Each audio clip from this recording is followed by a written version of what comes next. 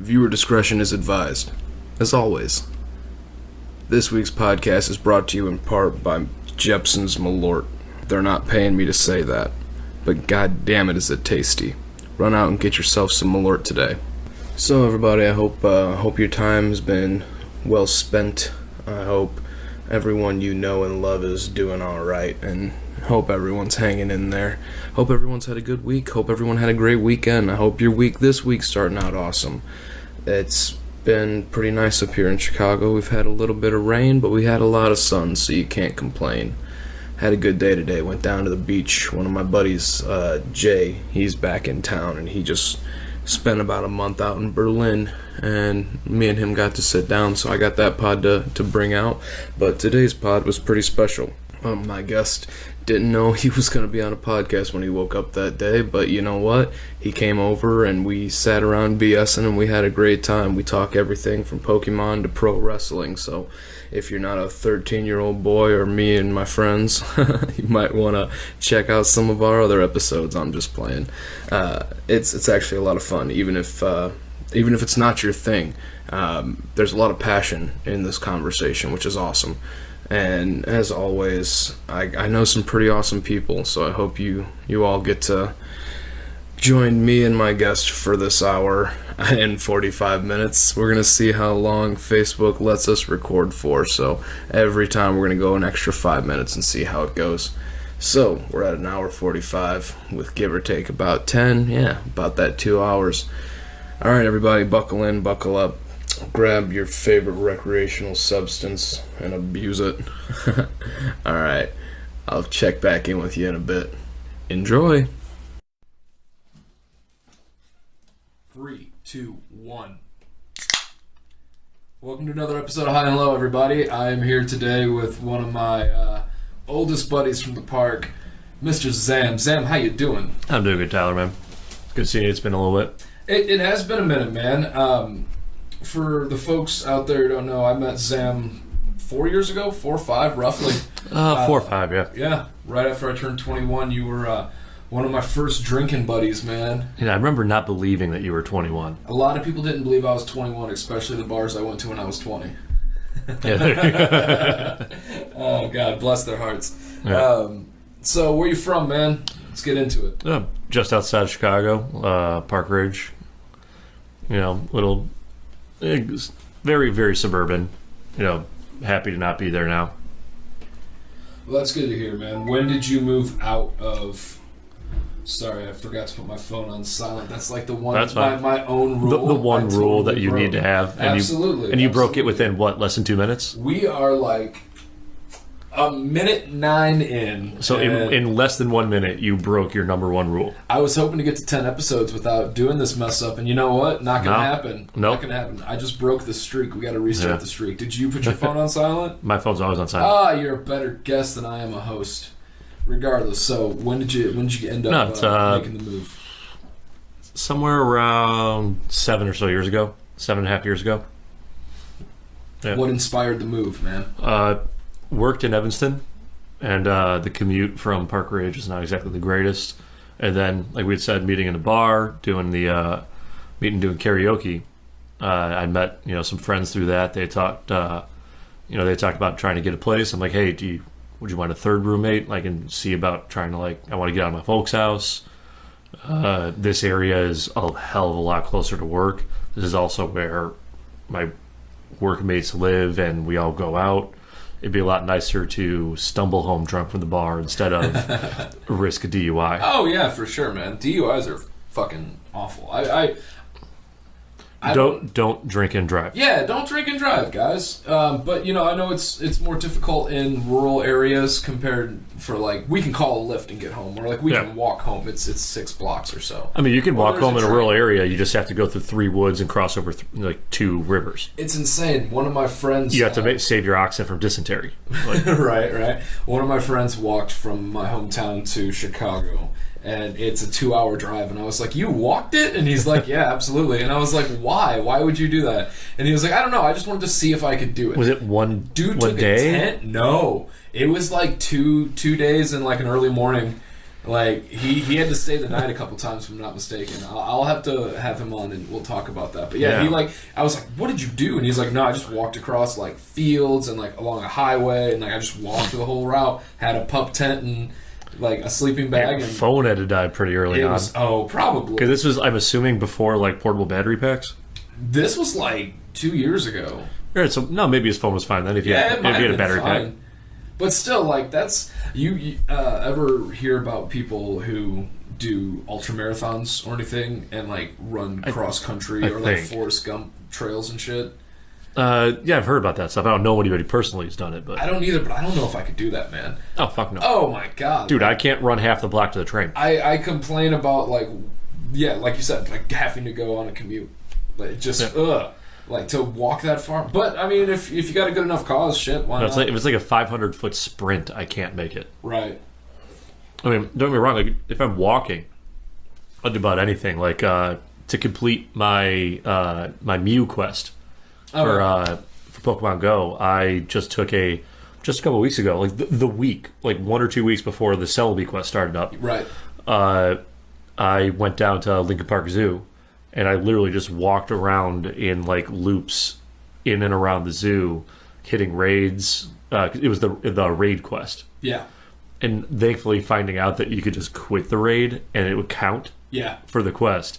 And I had accidentally bought a pack that gave me a bunch of raid passes. Okay. So I was never going to use these things because I don't really go out and do raids. Right. So like I never use them. So I'm like, okay, I can literally waste them and just get my Mew. See, and that's the interesting thing, though, is... But I probably walked like 7 miles, like doing easily. that. When that game first came out, I think I walked 15 miles in the first 24 hours or something. It was insane. Remember when we walked from Evanston to like the bottom tip of Rogers Park, all along the beach, just catching everything we could? Dude. And we were happy. We were happy to get like 10 horsey. Oh, yeah, back in those days. Well, dude, there was this past... I would say when the weather first turned good this past spring. Right. Not long after the third gen had just come out. The more I'm speaking louder because he left the room, even though I should not have. I didn't leave the room. He's breaking more rules. Stop putting me out there, man. Just stop blowing up your spot. Yeah. Put me on blast, son. That's what big brothers are for, man. God, that's why they call you Zam GodDamn, because you like to just the fucker under the bus. Well, no, the tagline is whether you think I'm doing good or bad, you're going to curse my name. Goddamn. No, but no, it was. I want to say everything from Gen 3, like from the wide releases, had officially come out, and I think because of that, I was kind of mentally trying to prepare myself for Gen 4. Right. And I had, in one day, just because it was nice, I decided to do a walk along that same path that we did that one day. Do a walk, and found out that basically for a solid week, that entire pathway, like almost the entire lakefront in Evanston, was a hotbed for spawning Whalmer and Rhyhorn. Have you gotten your shiny Wilmer yet? I didn't care about... Like, honestly, I haven't really cared as much about shinies. I think I have 3 total shinies.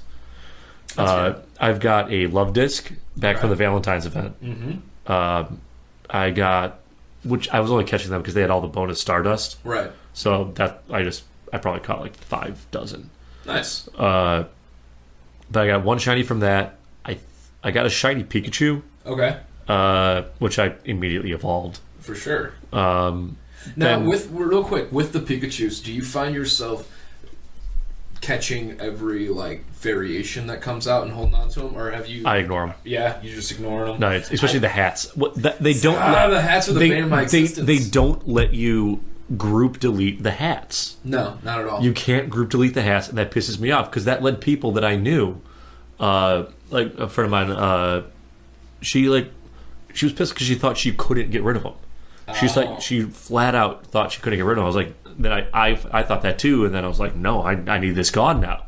Right. Like, and you just have to go in individually and get rid of it. Because like, are you sure it's commemorative? It's like, bullshit. It's not commemorative. It's a piece of code. Right. Right.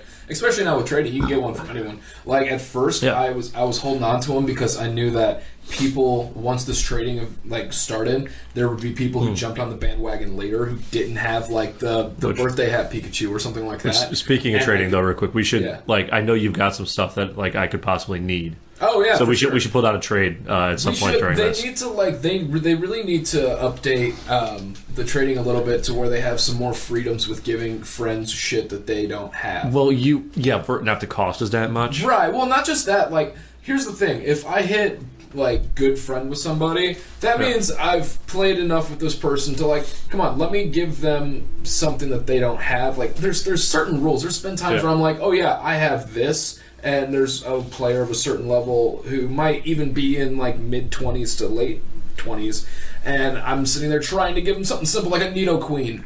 You know, they don't get those anymore, so just, here, let me give them a Nidoqueen. And they're like, nope, they haven't seen one or this or that. I don't know, maybe I'm getting it wrong. There's something if you haven't seen it? There's been weird shit with it before, that can't be true. I don't think we should do this right now. No, we can talk and do this. Yeah, we can multitask. Talk and do a trade? We can absolutely multitask. Are you kidding me? Deal. You think I cannot talk? I can't multitask with Pokemon involved? That's fair. That's fair. Well, see, and that's another thing. Like, I was one tell time me about when you played the games as a kid. Or I had a game reserved at a Toys R Us. Are you serious? First generation. For which color? Pokemon Blue. Okay. Reserved Pokemon Blue reserved at a Toys R Us opening release day. So you're a little bit older than me, and you were a kid when this came out. I was in the 7th grade. That's kid. You know what I mean? No, I'm giving specifics for the viewers. Oh, yeah. And I am judging and looking directly at the microphone as if you were here in the microphone. We always do that, actually. We always do that. Yeah, for you listening, we're just picturing your face on this microphone, and we're looking. I was imagining everybody shrunken like Honey I Shrunk the Kids and crammed into the microphone. Thanks for going for Honey I Shrunk the Kids instead of that Matt Damon flick that just came out. What Matt Damon flick that just came out? You didn't see it? Where they're selling people the concept of living. Yeah, no. Who cares about that? Honey Shrunk the Kids. That's Rick Moranis is a boss. Kidding me? Agreed. Not Matt Damon. Oh, fucking Matt Damon. Matt Damon. Making shit potatoes on Mars. All right. So, you were saying that you had a game reserved. Yeah, I had the game reserved because... when I was a kid, I had a subscription to Nintendo Power. Like back in the day. And tell the viewers what Nintendo Power Nintendo Power was a magazine where I cannot... See, that's me, man. How have you never turned off in the settings? Because I had a busted phone, which is actually the gen above the phone I use now, and I switched back because I didn't feel like buying a new phone to a screen that looked presentable. Because I have interviews coming up. I'm just wondering why your settings in the game aren't set to turn the audio off. Man, my game settings are always set, and then they somehow reset. I don't know. I don't question it. But no, so Nintendo Power was a magazine. Yeah. Magazines were a paper thing that you would open and read and get in the mail once a month. Sorry. It's true, though. The magazines are dead. Do you remember selling magazines as... Nah, I didn't have to do that one. Oh, I had to do that. No. All right, keep going. So I added the subscription to that because besides you would get reviews of games, you would get previews of games. This is only for Nintendo stuff. And so this was at a time when you still had the very end of like the Super Nintendo games coming out. So there's a couple of those still being reviewed. You had your Game Boy games, and then you were getting into the Nintendo 64. Had just come out and was that was becoming a thing.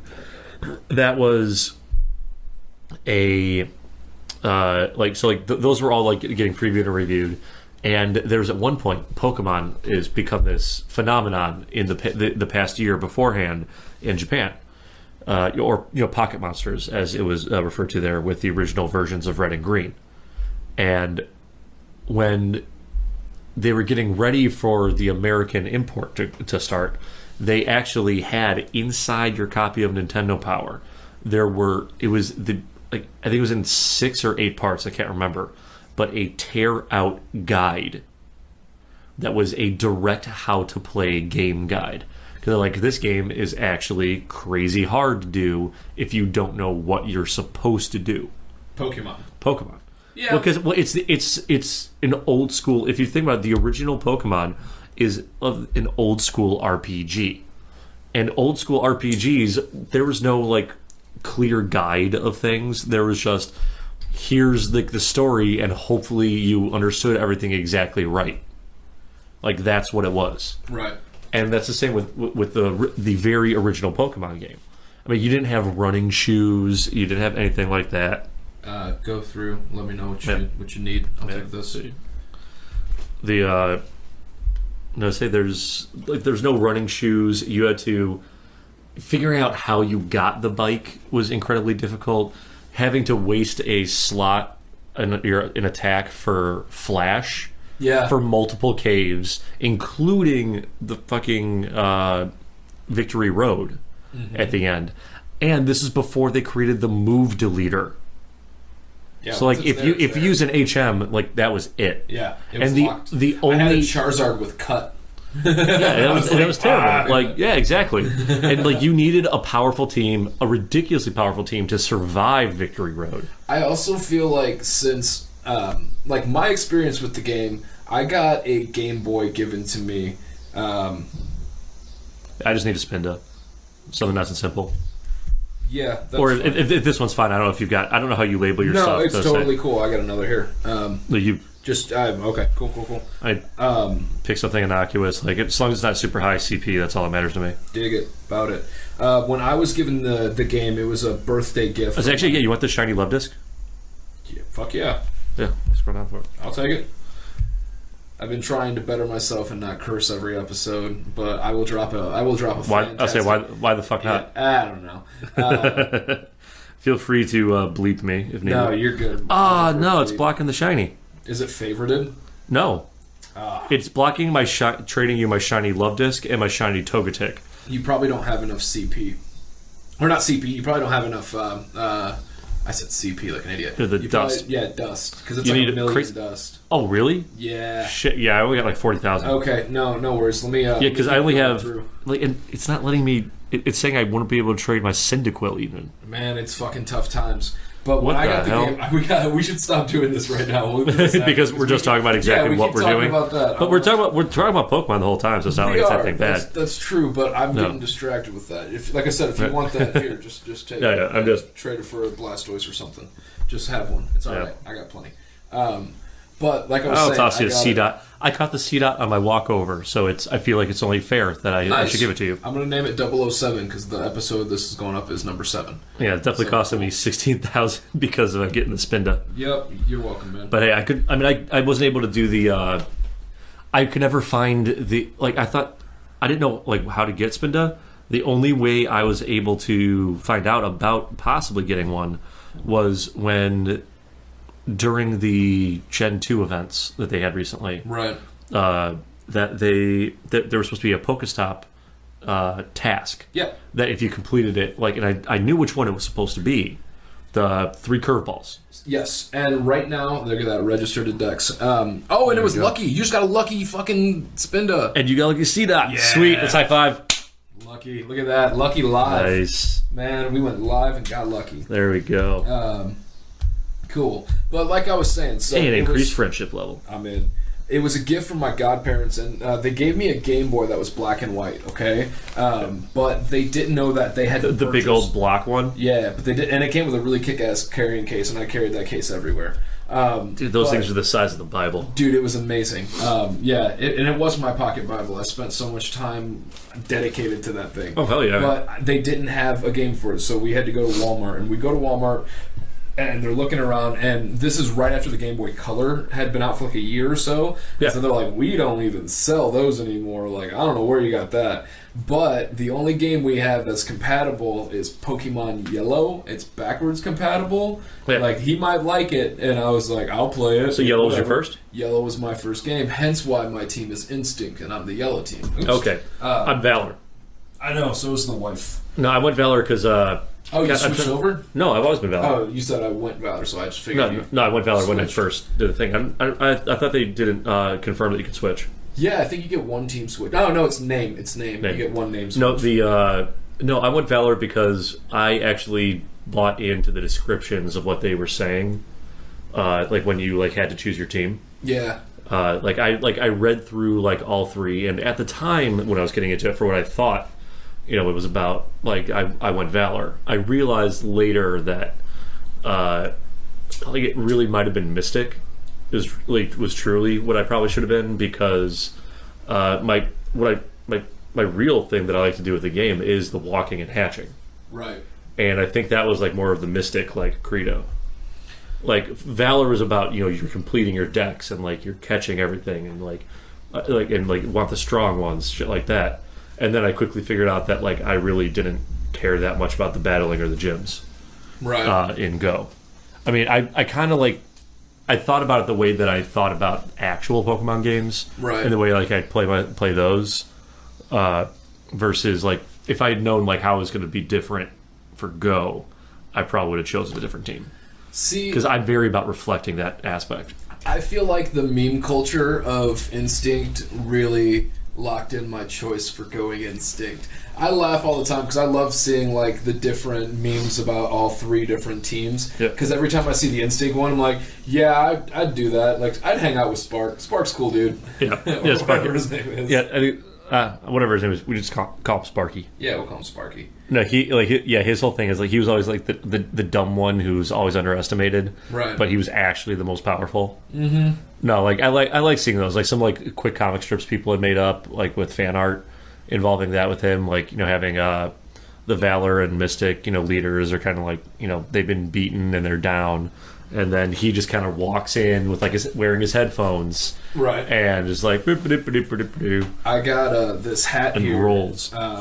We went to they got some autographs. Yeah, we went to the YouTuber meetup at the Pokemon Go Fest in Chicago for the second one, and there are the sponsored Niantic players. So there's this guy named Trainer Tips online. He has Trainer Tips Nick, and he goes around with Niantic to all of the big community days, and like this dude uploads like 2 videos a day, and he's part of like this weird combination of like 7 or 8 YouTubers, right? And there's obviously some that are higher than others, and YouTube's got such a huge like diverse culture in itself, like people who play the games on like Twitch, or people who just hold their own show about Pokemon, which is insane because they do it. Like you said, people make their own comic strips. People make so much content. Well, not even connected with Go. But like I've seen like they're definitely like I've seen like some links on some stuff. Like on the YouTube like various YouTube channels, though a lot of these guys, like I will full on use the term nerdling or mouth breather. Yeah, like these. Well, no, it's like I think it's more their fans though. Well, no, I'm listening to like the way these guys are talking about stuff and like their voices, and I'm just like, okay, like the way that you're talking about this shit is like way, way, way too in depth. Right. Like this goes beyond any type of beyond, like anything. Like I can't think of a specific thing, but it mostly it had to do with one, them mislabeling the titles of their videos, because this was clickbait and stuff, like clickbait shit. Yeah, like when Sun and Moon were coming out and trying to guess or like make predictions about the Alolan forms, and there were some cool ideas, though. No, there were some cool ideas. Some really cool ideas. There were some cool ideas. Like the way that like some of them were talking about it, it made it sound like they made it sound like they were literally going to have a tantrum if the one that they wanted didn't happen. Like it was like that was like the vocalizations I was getting from some of these, because they were titling their videos, "This is what's going to be in the game," and like then when they're talking, it's like super. I mean, they're talking super quick. And with such like a fervor that just says like if this is in the game, it has to be in the game, because if this part's in the game, then like I just don't know, like, and I'm gonna have to quit Pokemon forever if they don't do what I want, because this means they have to do what I want, and then they're gonna listen to me, so that's why it's gonna happen. Like that's the kind of like that's like what half these videos. Oh no, like there's. Well, what did you think? Did you play Sun and Moon? I played both versions, and I've gotten through Ultra Sun, and I'm planning a team that I'm trying to breed out to import to do in Ultra Moon. So I do some crazy shit when it comes to after I've beaten the game a couple times. Yeah, like I definitely got to talk to you about that. Did you go through and collect all the Zygardes and shit? I think I'm like at like 75-80% in my first game from Sun. The second one, I didn't really care so much. It was more so like I had pre-plotted the team I wanted, and I was kind of going through with that. I was really disappointed because, spoilers for anyone who hasn't played the game, but if you don't give a shit, it's fine. I was really upset about how at the end you get to go into this dark realm, but it's only for like a couple mon. Like, that would have been such a more interesting story. So Ultra Sun and Ultra Moon, or the first Sun and Moon? The first Sun and Moon. Like at the end of it, you know how you get to go through and what are those? What are the mons called? That The are Ultra like, Beasts. Like Buzz Swole and shit like that. Ultra. Yeah, Beast, the Ultra right? Beasts. But you get to go to this. Like you get to go through the portal. You go know through the what I mean? portal. It's Come literally on, just to give me have that. the one battle. Give me that. Don't give me some kid. Give me a fuck. Like, who is that dude? I think he was in. You remember the detective in the game who's like, I'm going around experiencing Looker. Looker, yeah. So I would have loved to play a Pokemon He was game. way more involved in the after scenes for X and Y. I believe it. Oh, sorry, X and Y. For That's the game I'm thinking. X and Y, he was actually he was also involved in the after scenes for Sun and Moon. Give me a game with him. Give me a game with him where you get to, like, once you're dropped in, you already have a team of Pokemon. Those are your abilities in a sense, right? And then go through and give me, like, a cool detective story. Don't give me Detective Pikachu. Yeah, like, I'm seriously, not. How old are you, Zam? You are old enough to, like, responsibly play a Pokemon game. This, like, come on. Come on. You want to old enough responsibly play a Pokemon game? When are they going to do it, though? Oh, so you want to talk like when are they going to push the boundary? When are they going to give us an adult Pokemon? Well, no, it's like we were talking about, When are like they the gonna grow with adult us? enough for a team. Like, okay, like that makes me say, like, I want to Crack blow. one of these? Yeah, go for What it. do you got here? I got some Sun Crusher. Well, one more Sun Sun Crusher, and I got Crusher, Hell or High Watermelon. Oh, can I do You know, it? it's got high in the title. You should probably do it. Yeah. Yeah. Yeah. No, so I want to ask, That's do you almost, remember? That's almost the title backwards. Yeah. You know what I mean? Do you remember the first team that you beat the Elite Four with? First team that I beat the Elite Four with. Like with your very first game? Charizard, Okay. Raichu. Because my Raichu was like 100. Because you get Pikachu as like a buddy, basically. No, you get the picture as the buddy, and you Right. get gifts of the 3 starters, so you can have all 3 starters. I want to say Lapras. Okay. It The was- ice type. Yeah. In that first generation, dual water ice was pretty powerful. Nido King. Yeah, because he looked badass. Yeah. But he didn't from like the behind graphic. Oh god, he looked horrible. The actual. And I think Rhyhorn. Rhydon. Rhydon, thank you. That's 5. It's 5. So there was one You're more. missing a grass type. I assume you had a grass type. I don't think I did. I think it was like Golem. What, a golem? I think it was a Golem. Okay. You want a little rock heavy? That's fine. Yeah, it was a little rock heavy.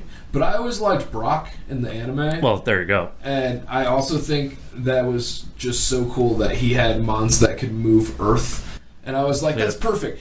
Like, there was an episode where, like, if someone's trapped in a tunnel or trapped in a fucking hole, I got an Onyx. Let's dig a tunnel straight up and, like, we'll just crawl out. See, you know what I mean? Or, see, like, you want me I to- have this giant rock Pokemon. I'm just saying, you want to blow your mind a little bit? Go for it. My first team that I beat the Elite Four with. Mm-hmm. Golduck, That's good. Yeah. Alakazam. Okay. Golduck and That's Alakazam, it. that's it? The 2 of them. God damn. I had elixirs. I had ethers. But why? Well, no, it wasn't elixirs. It was But ethers. why? I just happened. Why? My best friend growing up, he had traded me a Kadabra that he liked a lot to turn to Alakazam, Okay. and then power up, and then trade back to him, Right. For Pokedex completion. And I just started playing with my Golduck was my favorite because I want to say like I want to say like he had like Surf, Psybeam, Mega Kick, and something else I can't think of right now. But he had a good selection, and like Alakazam also had some pretty solid attacks, and And it has your name in it. there's that. Well, it wasn't yet at that point, but actually no yeah I had started going by that a little bit at that point. Yeah. No, Sounds great. but yeah, no, it just turned out that way. Like I was raising this Alakazam, and it was because the trade, it was like getting powerful so much quicker. So I just used my Golduck alongside it, and I had the 2 of them were up at like I had them at like level 85 they were both at like level 85 at the time that I went in on the Elite Four, and I beat the Elite Four with just those two. That's insane. And I cranked them both up to level 100, and I just beat the Elite Four a ton. Have you ever fucked up and not saved before going up against a legendary battle and losing? Or have you back in the day, or like when it was like regular batteries? Did your batteries just ever die on you at crucial moments? Oh god, yeah. That was the worst. That was the worst. I'd had the batteries had died because like I'd fallen asleep playing.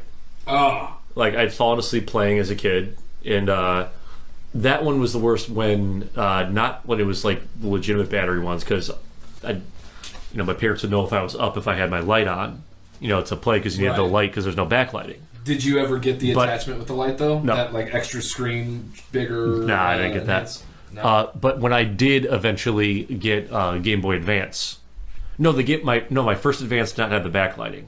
My SP had a backlighting, the little foldy one. Like that had a backlight. That was the first generation where I started falling asleep playing. Yeah. Because I had the backlight, and I would be holding and playing my copy of be Ruby and Sapphire. Would have been that at that point, and then Fire Red, Leaf Green. Though I think I only had Fire Red. Awesome. But since then, actually, that's starting in the third generation. I started buying both copies, both or all three copies of anything that's come out. And because of that, like in playing, obviously 2 copies, like 2+ run-throughs of every game, I started doing a thing where once I've beaten a game, based on the generation, I've started coming up with theme teams. And I'll explain that. Is I have a random idea, and I decide, okay, this is the theme I'm going to go with. I have to think about what Pokemon fit this theme, and like I'll build a list and like pare it down, or sometimes like I literally can barely fill out the list, and that's like my theme. And so what I do is I take one copy of the game, through trading and breeding, I get exactly what I want, hatch them all, throw them into the Pokemon box storage system, and then as soon as the first time in the next game that you're available to access the storage box, right, go in, drop the starter, and bring in the 6 for the team that I've created and crafted. Yeah, absolutely. My first successful one was my Game of Thrones team. Okay. I named my character. It was a copy of Y, Pokemon Y, and it was I named myself Rhaegar Targaryen. There you go. So I did the entire game with a dragon team. I imported them all at level 1, and I even started off real rough with them, because I took all of them. I went down into the bottom of the game, into the beginning city, to take on like your level 2 or 3 Rattata, Pidgeys, you worked it all the way Talos, whatever. Oh no, it took until the 5th one. The first 4 got knocked out. The 5th one was the one that survived enough to knock out the level 2 or 3 crappy little thing. Jess is going to be so jealous that she's not here for this conversation, because like me and her, when we first started dating, we would just sit back for hours and just talk about the different Pokemon experiences we had, and like talking about getting like a system link cord for the first time. Oh my god, the system and cord. Being on the bus and being able to like battle on the way to school or something. Well, dude, when you had it became a social rink. Dude, when they started, insane. when you had the Game Boy Colors and they started with the infrared sensors that never worked. Oh, not at all. I don't think I was ever. I think I once had a trade happen, but I never once had a battle that was able to succeed, because you had to they'd be perfectly set in angles, so you had to prop them up on things. No, it was fucking terrible. It was pretty nuts. Thank God for Wi-Fi. Yeah, no joke. Or for the fact that even without Wi-Fi, I think switches can connect. I think they can as well, yeah. I think they can without Wi-Fi. So that's why I'm really pumped for this for the 8th gen. Oh, the 8th gen's going to be great, but here's the thing. The Pokemon Eevee and Pikachu that's going to drop is going to be so goddamn elementary. Well, no, but that's the point of it. But don't tease me. That's the point. Don't tease me. It's not. It's the point. Don't make an Animal Farm. I'll say one. Don't do it. One, you can pop, like, for those of us who have played for forever and don't want to deal with the bullshit of, like, the whole game's bullshit. It's a redo of Red and Blue. I know, but it's bringing a new generation back to the roots by bringing in. Like Animal Farm. But you're also bringing. Like, are you talking about Animal Crossing? Yeah. Like, it's Animal Farm is about, like, the animals. I hated that game so much I didn't even remember its name. Like, Animal Farm's about communism. Animal Farm, whatever. Yeah, you're right. No, it's Animal Crossing. What was that? Why do you make all the noises? I don't even know what that was. It was just an alert from your laptop, I think. Oh, okay. No, but no. All right, fair so okay, enough. visual. Okay, whatever. But it's about taking. So you have this entire generation of kids who've never played actual Pokemon games, but they've all been introduced over the past 2 years to Pokemon Go, which is quick and easy and casual. Is to be able to blend the two concepts to get them pumped so that they can sell the shit out of Gen 8. It's not. You don't even battle, really. Like, you catch your. Like, you see the Pokemon. You don't even battle, really, in Pokemon Go. I'm saying, do you know how many people? Do you know how many purists? You don't at all. Really. I'm saying, you know how many purists trashed Pokemon Go when it came out? Because it had, like, it didn't have a battling system. There was no weakening. You just threw the Pokeball and you got it. They called it the participation trophy of Pokemon.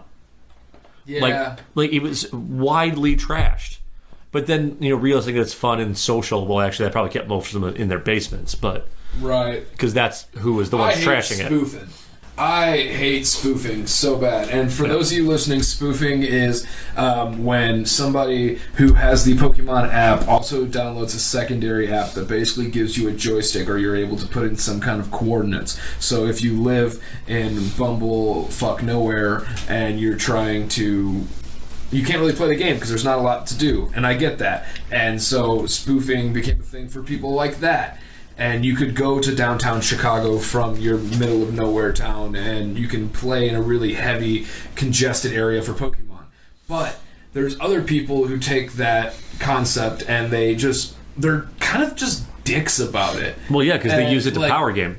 And for those of you listening who don't give a flying fuck about this in conversation at all, hear me out here. When Pokemon Go came out, okay, there were 1,000 people at any given corner catching a virtual AR piece of code.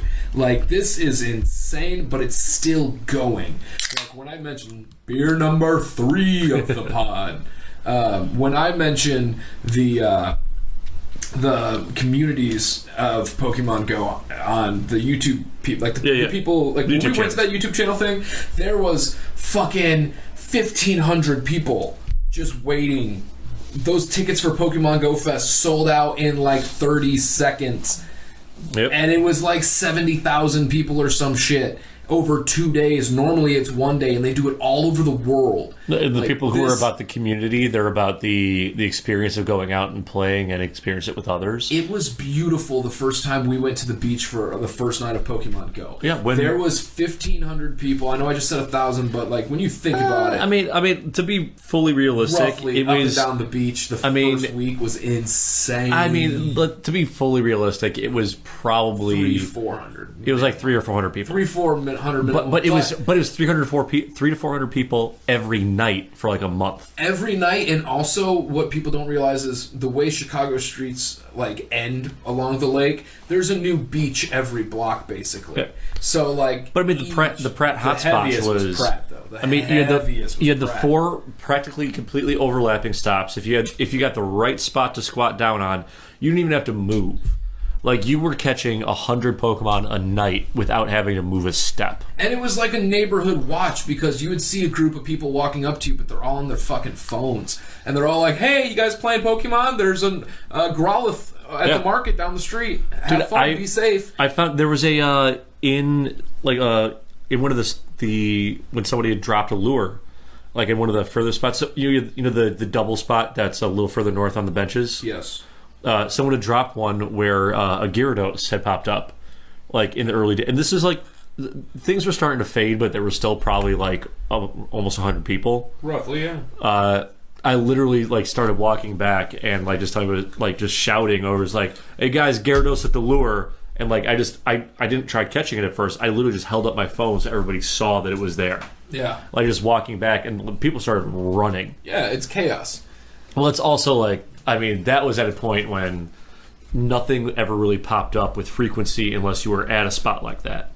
So like being able to find anything that took a lot of candy, like a Gyarados, like from the Magikarp, right? You know, it was a miracle. Like, oh, and in the wild Gyarados, yeah, no, and in the wild Aerodactyl, like, yeah, that didn't happen. I was at the beach and we had a wild Blastoise, and people were running into the water. And you were there with me that night, weren't you? I stood in the water because I was wearing my water shoes. I was not wearing water shoes. I was able to get it on the beach, though. But there was people just flocking to that pinpoint. Yeah. It was insane. Well, yeah, because like, it was the starters were super rare at that point. Like, which, God, I'm being screwed on Gen 2 starters right now. I had to trade. I traded to get a Cyndaquil. Okay. Maybe that's why my Cyndaquil wasn't available, because I'd already traded for it. I got some Cyndaquils while I was in Arizona. Well, no, we were able to get. I got very lucky during the.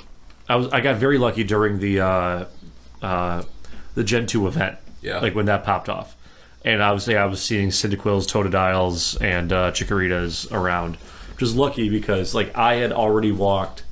I like 45 kilometers with my Totodile, and I still was only at like 18 candy. Yeah. Oh my god, yeah. It's then eventually I caught a Crocodile. So I've got that guy sitting down, but because I'm walking with my Chikorita now because I believe in walking in the order of the number. So like I was walking with Gen 1 stuff that I needed Gen 2 evolutions for. Oh yeah. So like I walked with a Horsey for like 3 months. No shit. When I was in Louisville, I worked at a forklift job, and so I found we had this spot where you could put your radar gun. We had these little radar guns to scan barcodes so you could find out where the cargo's going to the next door. And the way it sat in there was this piece of foam at the bottom so you don't throw it in there and break the glass. Mm-hmm. And I noticed that if I cut the foam just right, I could turn it into a phone stand. Because you weren't allowed to have phones at all. That was a fucking no-no, right? Well, of course not. You're operating heavy machinery. Right. And I'm not saying that I ever put my phone in the slot, but just so it wasn't in my pockets, okay? So it wasn't in my pockets. I was able to put it down in that slot where it's away from me and I'm not sitting on it or it's not falling out of my pockets. So I made a makeshift phone case holder in my lift, and I would just maybe once in a while turn on Pokemon Go and flip the screen around to where it would just go into rest, but it would still keep going. So you were just walking, acquiring your kilometers all day from like 4 a.m. to 10 a.m. I was just driving around this like 1 mile stretch, going anywhere from 7 to 5 miles an hour, but I could also kick it up to 13 at max. And 13 that still registers for the. Oh, it was beautiful, dude. That's the only way I was able to catch up, because there was a time where you were walking around, but what you did at the early stage that I regret not doing was you were investing in incubators, which are a way for those of you who are listening who don't play this game. You get these eggs and you get 9 slots. Okay, you get eggs from various ways, but these eggs hatch a Pokemon. Now, Pokemon have this thing called IV, which is a more impressive lockdown on their specs. It really tells you it counts, but it doesn't. But let me just keep going with it so we don't stay on the topic for too long. He would purchase the coin or earn the coin to get these incubators to put them in and hatch all these eggs fast. Now, what the eggs allow you to do are get more rarer Mons faster, and the way to level up your Mon once you have one is to get more of them, or to now put them as your buddy. That's a whole nother story. But you had such an impressive list out the gate. Like, there'd be times where we ran into each other and I was like, how's your pogo? And you're like, yeah, look. And I'm like, Jesus, oh my God. Yeah, no, it was solid. Like when you're doing a lot, like when you were walking getting a lot of hatching. Bad. Yeah. Well, it's like I had a couple times I had gone down to Lincoln Park Zoo to walk around. But yeah, if you're running 9 incubators for Pokemon simultaneously, like that's 9 Pokemon coming in. I'm down to 3 right now just because I had a bunch of hatches pop before I with no stops. Right. I haven't put any money into it recently, and right now on the Selby challenge. Oh, I did it so long ago, and like I occasionally I've just been randomly dropping some of my top guys in gyms. Like I'm earning like 50 coins. Like I'm usually getting like 50 coins every day or so. Well, it sucks that they put a level cap on the coins, though. Like, didn't they? I have no idea. You can only get 50 every so often. Like, you can't drop in like 12 Pokemon at a time. I have no idea. I think you can only get so many from each one. I thought you can only earn so much a day. Because it's like so they get knocked out. Like you don't earn per day. Like you get the coins after they've been knocked out. True. And I think there's a cap as to how many coins they can earn when they're sitting in the gym. But you, honestly, I've gotten coins from every time that I've had one knocked out and sent back to me. Did Jay ever tell you about his experience dropping a Pokemon in a gym that was in a small town? So Jay was traveling back from this. one of the This was back Carolinas. when it would constantly accrue. Kind of. Basically, what happened was We just hit collect on it. Well, he was in the middle of nowhere, and he beat down a gym that only had like 3 mons in it, and he put in like a T-Tar that was fucking level like 3,000 or some shit, and was like, I'm just gonna leave this here, right? And, It's funny you brought that up because I've just been powering up mine. Oh, nice. But he ended up leaving this T-Tar there, and by leaving it there, he didn't get it for like 9 weeks or some shit. Like, it was forever. It just stayed there, and he could never use it. He's like, I felt so bad for just dropping it there. But they, like, praised it, man. They brought this T-Tar grapes and, like, fanned him with vines. It was nuts. Big leaves. Yeah.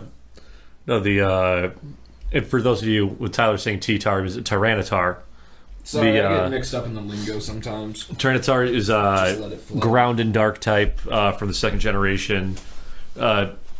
If you played way back in the day, you would have been familiar with Dratini and then its eventual evolution Dragonite. This was basically the Dragonite of Generation 2. And then they started with further generations making multiple sets. Because, Flygon, Salamence, and Metagross are all the Dragonite of Gen 3. True. Anything that is not acquirable from its low evolution until later in the game, I would consider to be of that type. And in the further generations, they kind of went up and down with kind of how they did with that. The best example I think I can truly think of when they really brought it back, and they loved doing it with dragons, was Axew from Black and White. Yeah. It was a pure dragon type, which not really much of the triple evolutions for pure dragon for a while, because it was Axew, Fracture, and Haxorus. It takes you forever to get a fucking Axew. You have to wait for forever till you get one in that game, and that game takes a while. That's actually, I can say Pokemon Black and White is the only Pokemon game that I have not actually played through to at completion. So Pokemon Black and White, I don't even know if I played it, to be completely honest.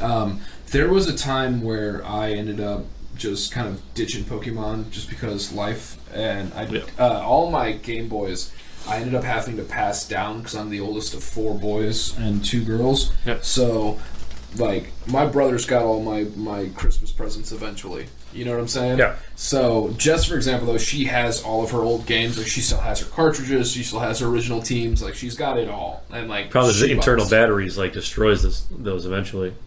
Eventually, but she doesn't keep the batteries in them. We put fresh batteries every time we kind of jump back onto them. But some of them that have to recharge. Into the cartridges. Oh yeah. No, my Pokemon Blue eventually, and actually I don't know if I have my Blue anymore, but I had my Silver. Yeah. I had my copy of Silver. Sucks that there's no way to. And you know what I'm saying? Well, they eventually I think did create a way, but it's so just a USB. It's so bad. No, it's they did talk there was eventually a way to get some of your original generation games, Pokemon put through, but it was such a roundabout way. I know my copy of Blue got destroyed because of the back in the day of the missing no hack. I was someone who did that. I did the missing no hack to get all the items. Then my Silver, I didn't do anything like that, but it was just so old and just not used for so long that I put it back. I tossed it back in at one point, and it was just nothing I had there. It was there anymore. No shit. It was just a restart of the game, and because I just found an old Game Boy and some batteries, and I started playing it again. And a couple weeks later, I pulled it up again, and it was again a fresh game. Like it was the internal battery inside the cartridge had died because it was almost 20 years old. Fuck, man. Yeah. That's so heavy. the save game was gone at that point. But I mean, also it was old enough, and then at that point, Heart Gold and Soul Silver had come out, which I had a copy of Heart Gold, and then I actually looked into getting a used copy later of a Soul Silver or something to get a restart because I wanted to play the game again, but I didn't want to restart and lose everything I had in Heart Gold. Right. And found out that copies were going for $80. Was there a point in one of the games where you could get it on a plane? Nope. No. For some reason, I have this memory no of airports. For some reason, I have this memory of seeing something for Black or Black and White 2. Black 2 and White 2 had trains. Was it trains? They had some trains, and you could take some trains from one a hub city into a couple different areas. You can't but you can't go from one. There was in Black and White there was an airport, but you couldn't take a. You couldn't take a plane. Maybe that's what it was. It was. I remember thinking oh my god, that's genius! If they have a way to it was fly Nimbasa City or something like that. But here's the thing, man. There's always been those rumors. There's always been those rumors. Is it like a Mandela effect or some shit that I'm just? I heard no. There have been rumors with almost every generation that there's going to be, because of the way that Gold and Silver work, where you beat the game and then all of a sudden you went back to Kanto. Right. Is that there would be a situation where you could then travel and go back to an old spot. There's always been those rumors, but there's so much code that goes into the games now that they can't do it. There's the possibility with the next generation for the Switch, but the problem with that lies the fact that they're going to be doing so much graphically. So then my question is okay, what is your ultimate what would you want out of they come to you, Nintendo says, Zam, make a Pokemon game, make it for your generation, make sure you give the fan everything they want. It's the Pokemon MMORPG. So just pitch it to me, give me your elevator. Dude, I've had this dream for all right. For if you've 15 had this years. dream, man, this is your time to say it. What if it got into the ears of somebody? No, it's no, I guarantee you, it's the idea's been out there. I'm in the middle of pitching it. It's an idea that is easily has been out there because I started thinking about it not super long after WoW became a thing. When you had when MMOs started really coming out and being a thing, the idea was to take the experience, which eventually did kind of start to happen with Pokemon Go. Okay.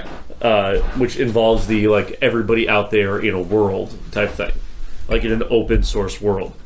So you have It would the biggest problem is could only work basically on PC because you need that kind of computing power. All right. You have the open world, and then you have just like WoW. Your character drops in your chosen starting city. You don't start. Not everybody starts in Pallet Town. It's WoW. When in WoW, when you choose your race, you start in a different starting city, and you start out from there. And you're from that world, or and then you have the portals to everything else and whatnot. But you start off let's say if it's just if it's just for Kanto, if it's just the original generation set, you drop in. So for you would have started in Pewter City. You drop in Pewter City. You get your choice of you basically would have to be given a Geodude. You're given a rock type to start off. You would have to start off with the type from the city that you start in. So if you're starting in Pallet Town, you would get a normal or something. Viridian, you start with some grass types, such like that. And then you go out and you explore the world in not a preset order, because that's not how MMOs work. You're not a preset order, but it's just an open world, free form, almost like how the anime was, where you explore. You're not cut down to just the specific paths. If you want to trek through the forests and across the mountains to like go straight from Viridian City to not Viridian. I keep saying from God, what's the second town? The second town. It's not Cerulean. That's it's third. Palette. It's Palette, Blank, Pewter, Cerulean. Viridian was the grass gym. I'm hating myself for not thinking of this right now because it was where Giovanni's gym was at. Shit, I don't remember either. But, I'll go in and I'll add it. Yeah. Hey guys, the place is.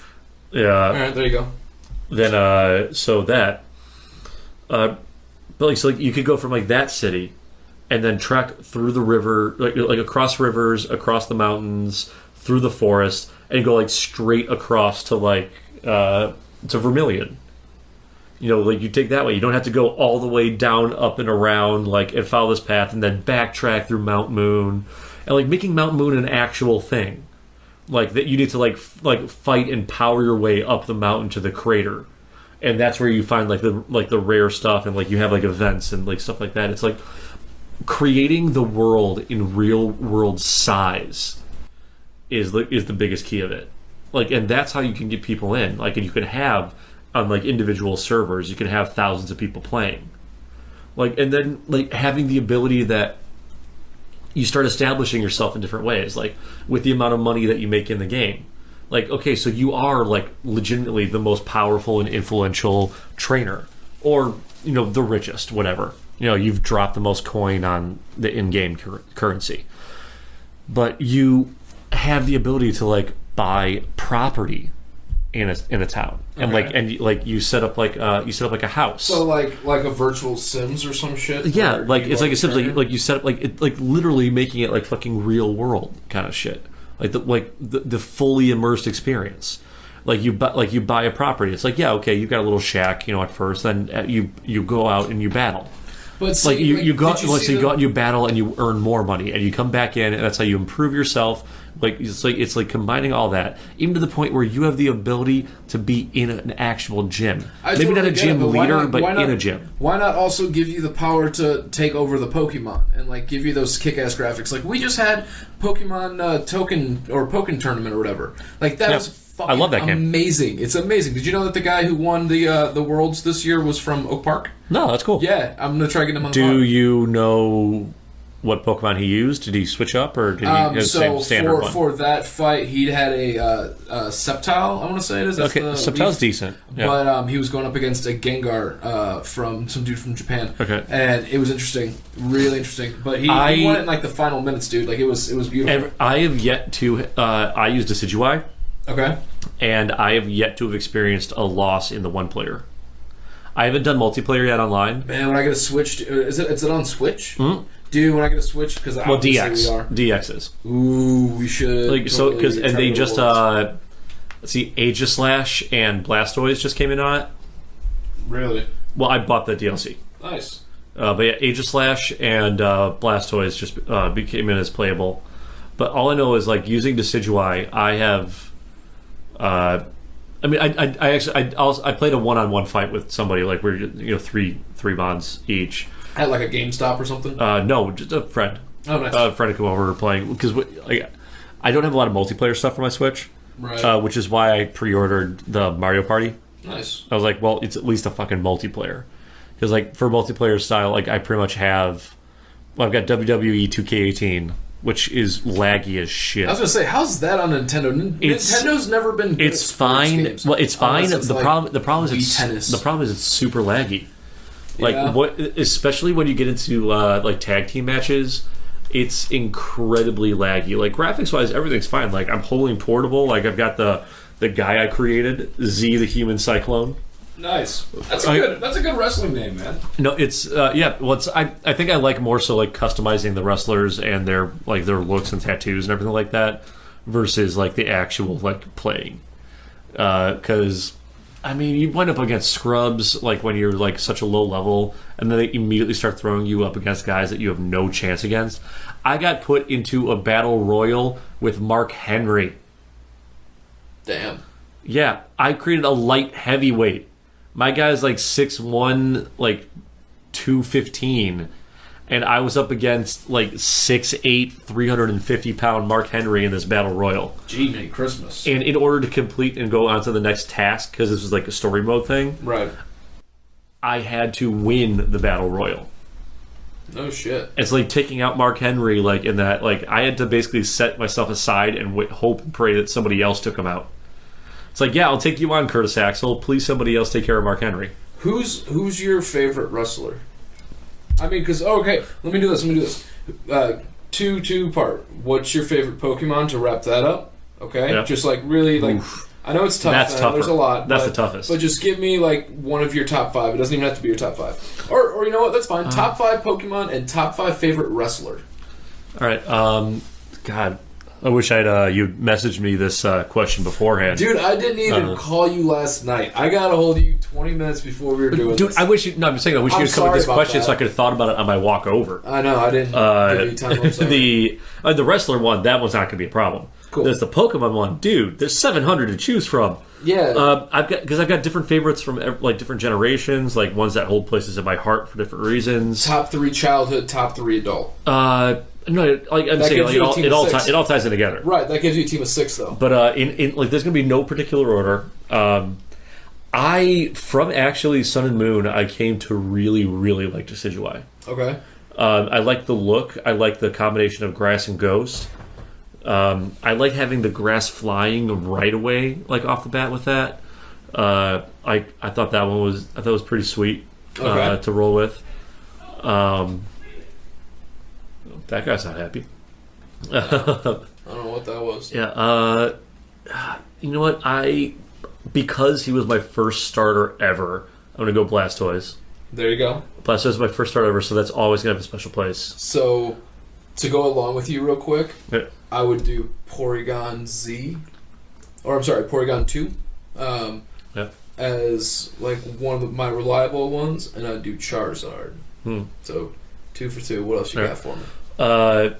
When I eventually was able to get him, I like the power that, like in metagaming, apparently he's trashed pretty hard. But Dusknoir, Dusknoir's awesome. I like Dusknoir's look. I had one when I eventually got it. He had mine had Shadow Punch, Fire Punch, Thunder Punch, and Ice Punch. I just went with all the punching attacks on him, which then probably leads to from like the Gen 1, like Hitmonchan. I always liked Hitmonchan. Hitmonchan's dope. Yeah, there was something about him that made me like him. I'm a big fan of Shiny Alakazam Mega Evolution. That's the only time I get super. That's super specific. That's super specific, but with Shiny Alakazam, it's more of a pink exterior, and I always thought the pink shinies were really cool. And it's also like this old man Doctor Strange vibe when he's crossing his legs and he's levitating. Yeah. And he's got like 6 extra hands. Spoons. My apologies. It's fucking awesome. And then I could probably, and this is actually both from X and Y. I fell in love with both of these guys. Hawlucha. I like Hawlucha. Which will tie into the wrestling thing because he's a luchador Pokemon. The only possessor of the only dual type attack in the history of Pokemon. Flying Press was both a flying and fighting type attack. No shit. Which is why my Hawlucha wrecked. When Jay and I had a battle like a couple times at the O, I put in my Hawlucha every time, and my Hawlucha annihilated everything he put against me to the point where he was like, this just isn't fun. And then also from there, Dragalge. Dragalge, the evolved form of Skrelp, is a poison dragon that looks like a sea dragon. You know, like the specific like species of seahorse known as the sea dragon. That's got a lot more like kind of flowing fin stuff. That's for the viewers. I know you know who Dragalge is. I think I'm going to do something with this pod that I've never done before. I think I'm going to throw up pictures because it's easier to. I'd say do it. I'm going to throw up pictures because it's easier to see. Oh yeah, it's also just fun to put up like fan art of Pokemon. Yeah. I'd be respectful. I don't want to show off anyone's fan art who doesn't want to be involved. It's weird, man. This pod is like it's making me question a lot of things before I do it, which is not me. You know what I mean? Well, it's something you're putting out in public. Yeah. Like when you're putting stuff out in public, you want to make sure that you're putting the proper respects. Yeah. No, which absolutely, man. to that. But you're always trying to like show respect to people. You know what I'm saying? See, now wrestling. This is so. What's fun about this is I actually had a similar discussion a couple days ago, which is why I'm able to like pull down a list pretty easily. Go for it. My favorite wrestler right now is actually on the indie scene. Okay. He wrestles for New Japan Pro Wrestling. Okay. He is a member of the Bullet Club. The villain Marty Scurll. Marty Scurll. The villain Marty Scurll. This dude is fun. Like he at All In, the indie show that they just did in Chicago a couple weeks ago. Okay. Like the fastest and biggest indie show that's ever been done. And it was produced by the Bullet Club. All right. Who are basically like an NWO type faction in indie wrestling. His match, he was up against Kota Ibushi, the Rainmaker, like a guy who's usually put out there as the #1 wrestler in the world. Wow. And he went in a match against him. Marty Scurll is like 5'11" and like 195. Kota Ibushi is like 6'4", like 250, pure sculpted muscle. Like they put on an insanely awesome match. Like I actually kind of want to like I was because of talking about it the other just the other day. I'm probably gonna go home and watch it again. Yeah. Number 2, also an independent wrestler, who just rumors are that he and his brother just signed on to the WWE developmental brand NXT. Yeah. His name is Pentagon Jr. All right. He Son has of Pentagon Senior, of course. clearly. He's also like had his name changed to like Pentagon Dark or Pentagon Z or Pentagon Zero, because his whole thing is his like tagline is Cero Miedo. All right. Zero fear.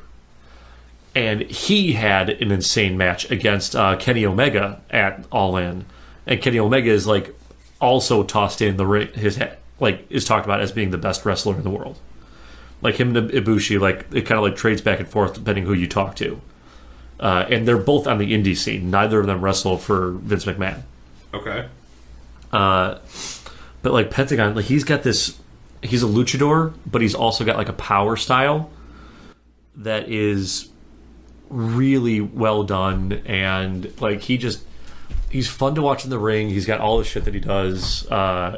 His biggest thing is because this whole no fear. He it's a signing. He literally goes Zero Miedo, and like the whole crowd is always shouting it along with him. He does it in his opponent's faces when he's taking like a hard shot. Like Kenny Omega hits him with one of his signature moves on the ring apron, and he like falls back and like runs up Zero Miedo right in his face. Okay. And like does it a couple times, like as he's getting rocked in the face with like these running shin kicks. Now what's this league? Is he in New Japan NXT now or what, no? He Supposedly has signed with it. It's kind of a rumor type thing. He was most recently wrestling for Impact Wrestling and Lucha Underground. He's also been a part of like one or two other like things. Like the nice thing is with the indie scenes, they do a lot of crossover with each other. Like Lucha Underground is like it's really presented more as a show with a rolling storyline.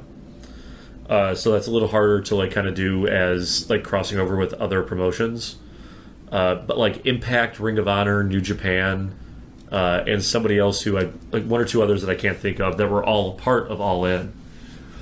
They all kind of do crossing over with each other. Like the wrestlers will work for like the different promotions. The Young Bucks, a tag team that are mostly New Japan, they at one point were held 3 or 4 different tag team titles simultaneously from different promotions. Are those more like ECW though, or are those more? No, they're like just different small productions that have been getting. Like, there's just a lot of guys who are out there who like to have creative control of their characters, and they like to personally control what they do when they're out there. How do you feel Triple H is doing? When he takes over everything, it's going to be amazing. You think so? No, there's already rumors that when Vince McMahon leaves the day-to-day operations to run the XFL, when he restarts it in a year and a half, that Triple H is being told control is being ceded to Triple H. And there are rumors that he is going to blow the doors open for independent wrestlers. Like, he will literally just roll out the red carpet and be like, come in. And then even talks about doing crossover matches where they won't have to sign with WWE. They won't need to sign, but they'll just sign contracts to come in and do specific pay-per-views or shows. They won't be under contract with WWE, but they'll come in and do a show. No shit. Type thing. That there's rumors that he's gonna have that kind of shit set up. That there's already being talked about with Daniel Bryan about setting that up in his contract to do one-on-one matches for indie wrestlers to show up on SmackDown to do matches with Bryan in an open challenge type format. So there's everything is pointing that when he gets control, that everything is going to just get better. Because Vince also, when he has an opinion of a wrestler, that's when somebody's booking tanks. Right. Which leads me to my third favorite wrestler, Finn Balor. Finn Balor. Who is in WWE, but was originally the founder of the Bullet Club when he was a part of New Japan Wrestling. Finn got a big push when he came out of the developmental NXT. He came out of there, and he became the first on Raw Universal Champion. He won it in his first pay-per-view. Okay. But he got he had a bad injury in that match, so he had to cede the title away the next day on Raw. How did he get hurt? I think it was a buckle bomb from Seth Rollins. The fuck is a buckle bomb? Buckle bomb is a power bomb where instead of slamming to the ground, the guy is thrown into the top buckle in the corner. Huh. And it's also why why Seth actually went away from using that move for a while, because there was a couple if the guy receiving it doesn't take it exactly right, there's a lot of chance for injury. Oh, I'm sure. And Balor I think he broke his arm or something. Wow. It was it was a broken arm, but he got injured in that match to the point where they couldn't even fake him still wrestling. So they had to cede his championship away, and when that happened, Vince never gave him a shot again. He has not had a title on him since. No shit. Since he's come back from his injury. And he is one of the most over wrestlers in the WWE. He is one of the most beloved wrestlers in the promotion, and he gets nothing because Vince doesn't like him. Isn't it weird to think that Vince also chose what would eventually become the president to have a hair match with? Vince is I know, but I'm just saying, arguably, Vince is one of the best promoters to ever walk the planet. No, he is. He is. I have his book up on the shelf there, Sex, Lies, and Headlocks. I say he's a great promoter, but the problem is a lot of his ideas and concepts are rooted back into recreating things that he did 20, 30 years ago. Right. That's actually something that's going on right now. What are some main plots? You keeping up? Oh yeah, I haven't kept up in a minute. What's the hot news? So I was out. Wrestling? I was out for decades, and then same. I'm still in it. And then back last fall, I got back into it, and I've been caught up ever since. Do you have cable, or do you just watch? No, I watch on the Watch Wrestling website. Cool. It's they provide live streams for literally everything with wrestling: New Japan, Ring of Honor, Impact, WWE, Lucha Underground, everything. That's fucking sweet. Yeah. You know, if it's an older episode, yeah, it's been taken down due to, streaming rights. Right. Because they're in no way, shape, or form is that they're illegally. But no, some big storylines. One that just completed was Brock Lesnar was never showing up, except for pay-per-views, to have matches against Roman Reigns. And everybody got really fucking sick of it. Lesnar's crazy. Yeah. Lesnar's He's also a lazy wrestler. Is he? Yes. No, it's been multiple wrestlers have said like But I thought that's like his thing. He's the behemoth. He's like slow and like when he gets you, he's gonna. Well, that was like an early thing. He would be the best fucking Bane. Possibly. If you did the same thing, you just threw a mask on him and like you just didn't let him speak. Yeah. Oh my god. They don't let him speak because. Oh my god. Well, here's the thing. Luchador mask. Well, he can do it. No, here's the problem. So after Rock? Lesnar got fame in like he started making like a name for himself in the UFC. Yeah. He got an attitude of like WWE because it's because wrestling is scripted. Oh my god, I broke the rules for everybody. But because like everyone else says who actually does it, fall off a 10-foot ladder. But no, like, but I'm saying I know. Jump off there, see how it feels. But no, exactly. But no, like when he came back in, there was a couple of years ago, Dean Ambrose was quoted as this. Dean Ambrose, like I said, like the two of them had a championship match against each other at a pay-per-view. And Ambrose came to Lesnar with all these ideas, like, man, we do this, like stuff we can do, like, and Lesnar's like, yeah, no. And like just did the most basic, simple stuff. Did like his like basic like 5 or 6 top moves a couple times. He treated it like a video game. He didn't get spicy. No, he treated and he did like nothing.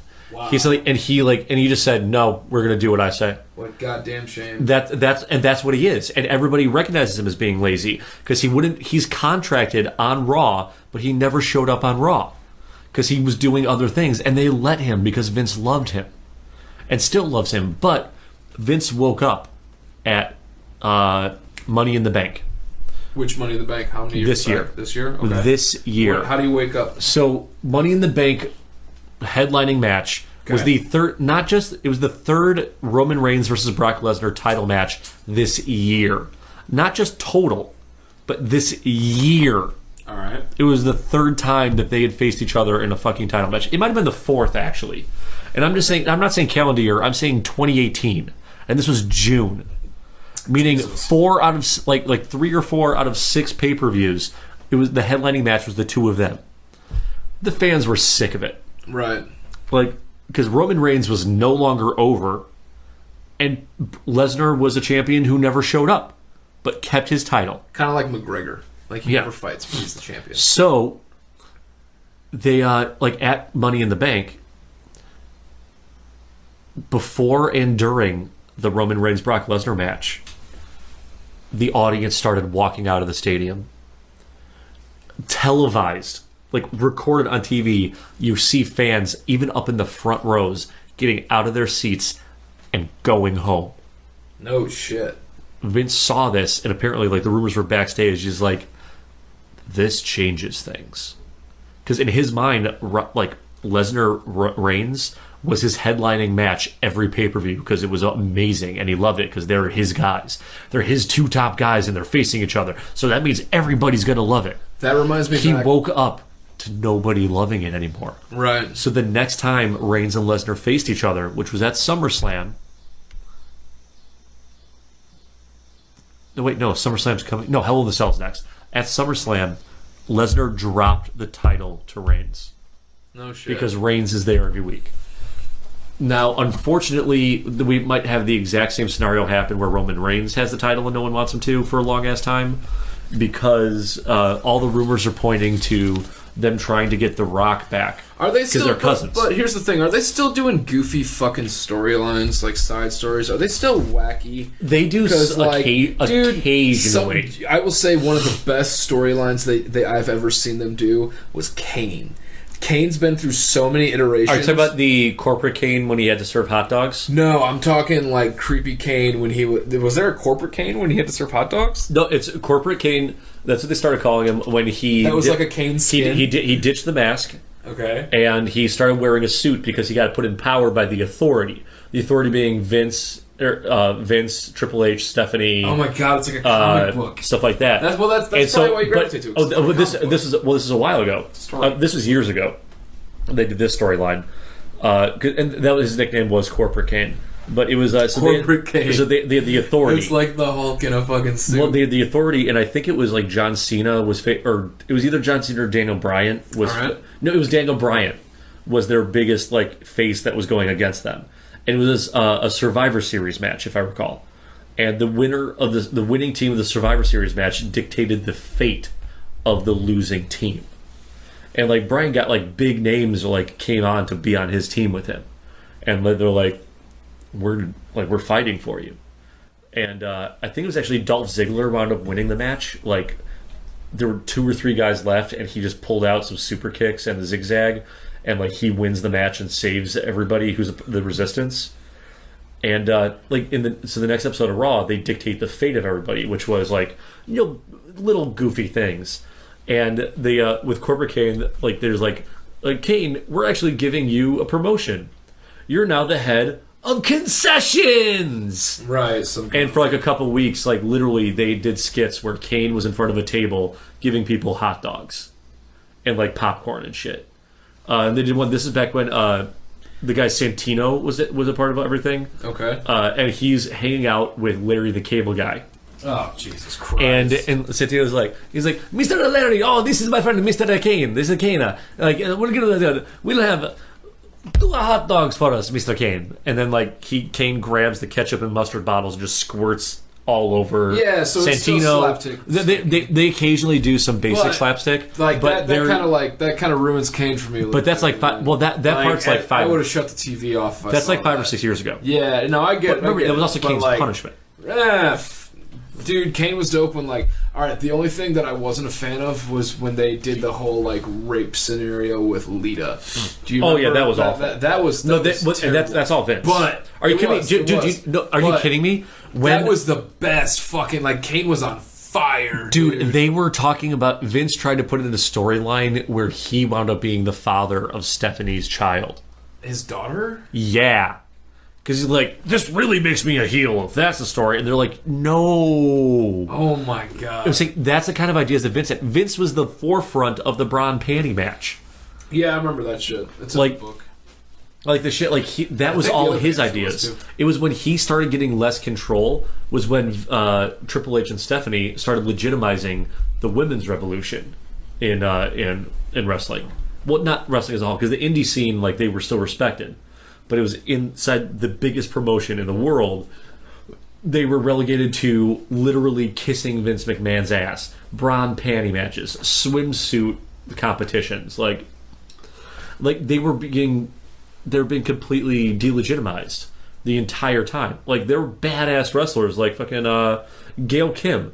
Gail Kim was awesome. Gail Kim was amazing, and she, like, even though, like, they've made this change and they've made the revolution and the evolution of the brand and style for women's wrestling, they have Evolution, the pay-per-view, the all-women's pay-per-view coming up next month. No shit. Yeah.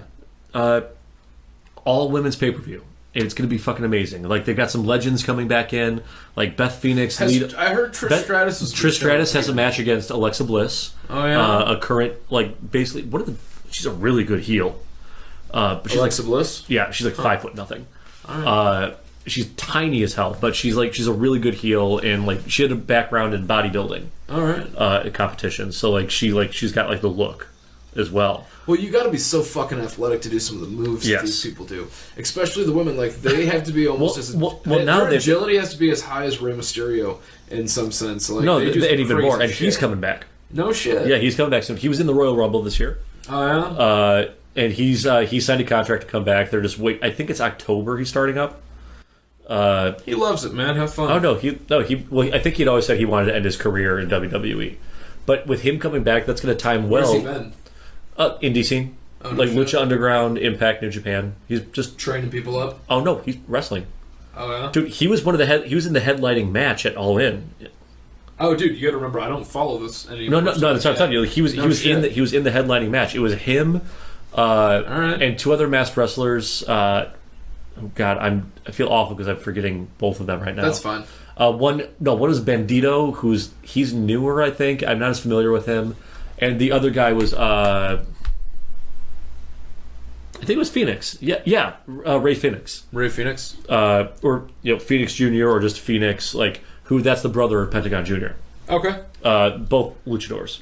Oh, nice. It was the 3 of them in their luchador style versus the Young Bucks from Bullet Club. Bullet Club. With, I actually don't remember the guy's name, but he's the they called themselves the Golden Warriors together. He's a very well respected wrestler with New Japan Wrestling, who was part of a tag team with Kenny Omega, who I mentioned earlier. Keep it down out there. We're podcasting. Nobody can hear the beeping. I know, but I've made it a thing now to where whenever that happens, I'm gonna yell. Yeah, all right. I mean, fair. But no, Mysterio is like he's coming back, and that should actually probably time out with the debuts of Pentagon and Phoenix. Which I'm kind of sad that like it looks like they're signed to NXT first, because I didn't want to see them premiering in NXT and then being in there, because when the guys go through NXT, they're usually down there for like a year before they get brought up to like the main roster. Like Pentagon and Phoenix, while they'll probably be the most popular guys that like possibly ever come through NXT, I feel like they're like the level of performer that they should be brought on to the main brands like right the fuck away. Question: with the other leagues, or not leagues, the other promotions or companies that you follow, what is the craziest match that's come on the scene that you're like, that's a match? Because as the progression of time went with professional wrestling, it was a ladder, it was a chair, it was a table. I mean, stuff hasn't really gotten crazy extreme. I mean, I also the like Inferno match exists. In all fairness, like I don't around on fire. I pay attention to a couple indie wrestlers, but I don't like watch a lot of the indie scene. Like I'm mostly caught up with. I'm like halfway caught through with Lucha Underground. Has WWE then stepped it up from your notice? No, they actually stepped back. Why? So they what they called the Attitude Era, which led into the PG era, which is the John Cena led era. So it went from like Stone Cold being the face of the company. And then when John Cena became the face of the company, that's when they literally banned blading. That's what? Dude, blading is not allowed anymore. For those of you, blading is when a wrestler either before a match would lightly cut their skin, so an area would bleed and open up later during the match, or if they would have a small razor blade on them the whole time or hidden, that they would then quickly cut themselves with so that they could bleed for during the match to increase the sense of danger and violence. But some people would take this to a fucking extreme. You have to keep that in mind. Like, well, also sometimes like the bleeding was just real. Yeah, sometimes like they didn't mean to fucking like in the WWE recently outside of a match that happened between. It was Batista and somebody else a few years ago, where they like went off book and got in a lot of trouble. To my knowledge, like any of like the bleeding stuff that's happened a lot recently has just been they've started bleeding. Right. Though Roman Reigns might have bladed in one of his matches with Brock Lesnar, one of those ones, because he was like a bleeding mess.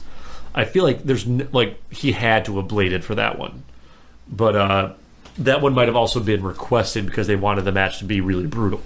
You know what I would love to see? I would love to see a quick one-off scene of like Batista against like Chris Jericho or somebody, some like a seasoned wrestler who can like still hold up his fucking. I mean, Jericho's still going. That's what I'm saying. That's what I'm saying. But just put it in like a Guardians of the Galaxy scene.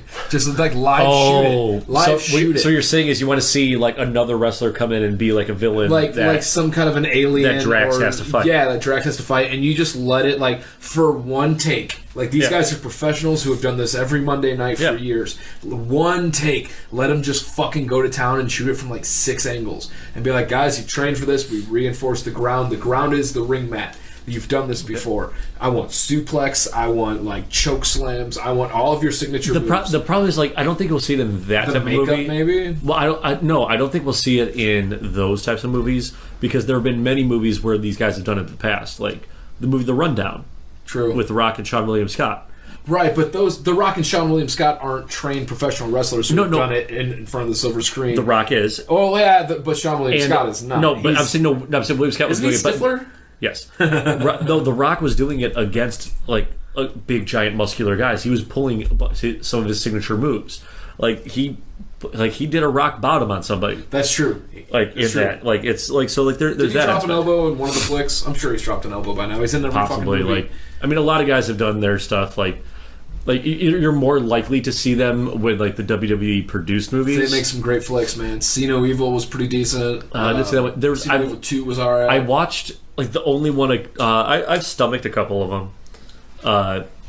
Like they're not the ones like fully produced by them, but the I don't remember the name of it because I just watched it on Netflix a couple weeks ago. But it was one where Dolph Ziggler was the lead actor, and Dolph Ziggler like fan. Kane was like his like superior, like his like commanding officer in the cops. That's cool. Stone Cold's made some great movies. Stone Cold's made some badass stories. But, like, it's the same recycled story. It's the guy who works on the docks and his fucking daughter's birthday party's coming up and he's beer number 4. And, hey, real quick with beer number 4, folks, before we started today, I just want to say I had somebody line up for the podcast and something came up and they couldn't do it. And so I asked around and my buddy Zam decided he would swing by. He had the time. He was a little hungover. And he was like, yeah, give me like half hour. And he showed up and we've been doing what we've been doing. You've been hearing it. But that's not only beer number 4, but we are now at an hour and... What? 29 minutes. Or 28 minutes. No, we're at an hour and a half. Hour and 28 minutes, sir. So I just want to say before we started, Zam. Does that mean do we got to wrap it up? No, or? not at all. We Okay. can keep going. We're fine. All right. What I'm saying is, I don't know if we have time limits. Or... Oh no. Is we started, we pressed record, and literally one of my friends from off the street was able to come by and be like, "Hey, I'll bullshit with you for an hour." We had nothing to talk about. We talked about Pokemon for an hour with ease, and now we're talking about wrestling. And we've been going at it for a while, and I still haven't even gotten to number 4 and 5. Exactly. Yeah. And I think we're still on the Pokemon list. I don't even remember. I thought there was one more, but who knows? No, I finished out my list. All right. Cool. I got to 6. Cool. But no, like rest of so with that break and like, being able to get back into talking about it. Number 4. Oh wow, I just had is probably CM Punk. Really? I liked it. So I didn't actually watch when he was actively wrestling, but I gone back and seen stuff and his style and his attitude for what he did. I mean, I wasn't as a fan of the Straight Edge Society angle, but the dude has done nothing but rep Chicago. That's true. He made an entrance wearing a Duncan Keith Blackhawks jersey. Not a custom for his own self Blackhawks jersey, a Duncan Keith Blackhawks jersey once in Chicago. When he did an entrance, he came out wearing it. His music pops, everybody goes nuts because it's the beginning of the show, and he rolls out, he's just wearing a Blackhawks jersey. Fuck yeah, guys. When I actually met him at C2E2, to get him to autograph a shirt that I had, a CM Punk shirt, he had photos available that you could purchase and use for autographs. Was he a dick?